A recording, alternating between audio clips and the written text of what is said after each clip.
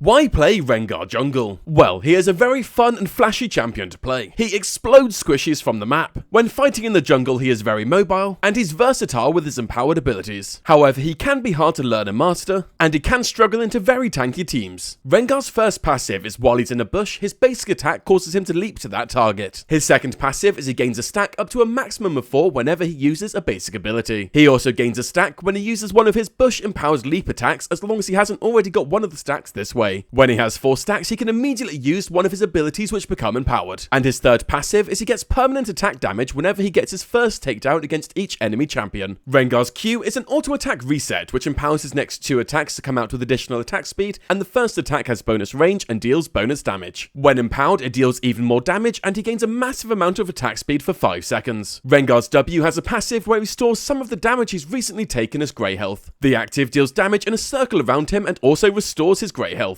The empowered version deals additional damage and also cleanses him from all CC. Rengar's E is a straight line skill shot which deals damage to the first enemy hit and slows them. When empowered, it deals even more damage and roots them instead. Rengar's ultimate has a passive where he can use his passive to leap to an enemy if he's camouflaged as well. The active causes him to gain bonus movement speed and become camouflaged. During this time, Rengar will detect the nearest enemy champion in range and empower his next basic attack to jump at them, deal bonus damage and also reduce their armor. For combos, start with ult and proc your Q. Jump onto your opponent into E and W before proccing your empowered Q into more attacks. And your lockdown combo is to start with ult into an attack and your first E. From here, use W then Q and attack into your empowered E to root them. For matchups, Rengar is great into squishier junglers who he can instantly explode, and he can struggle into some of the more tankier duelists. For runes, take this, he procs Conqueror very quickly. For build order, start Blue Monster and Pot into a Hubris and tier 2 boots. From here, a Profane Hydra and Lord Doms is massive damage before finishing a build with any of these. For skill order, start Q then W then E before maxing Q then E then W, taking ult whenever you can. For some of the spells, take Flash and Smite. Starting the game, you almost always want to do a full jungle clear to gain maximum gold and experience. Rengar is a strong fighter early, being able to use your Q for massive additional damage or W to shake off a ton of burst damage. However, without brushes nearby or your ultimate, you can struggle to engage. So if you do need to fight for Scuttle, it's much easier or near a brush. When looking to gank, it can be difficult from the river. However, Rengar is amazing at lane ganks. Sneaking into side lane brushes and then jumping on them leads to very easy kills. And of course, once you have level 6, you have no problem getting onto your targets. Entering the mid game, you want to play a pick and objective playstyle. Your ultimate basically guarantees you jumping on anyone. So look for these smaller fights, let your team go in and then jump in to finish the job. And of course, from here, convert into objectives. Entering late game team fights, play as the assassin. With the movement speed of your ult, you're able to very quickly get into fights. So hang out far away on the flank and let the fight start. Wait for a backline carry to be slightly away from their protection before you jump in for the kill.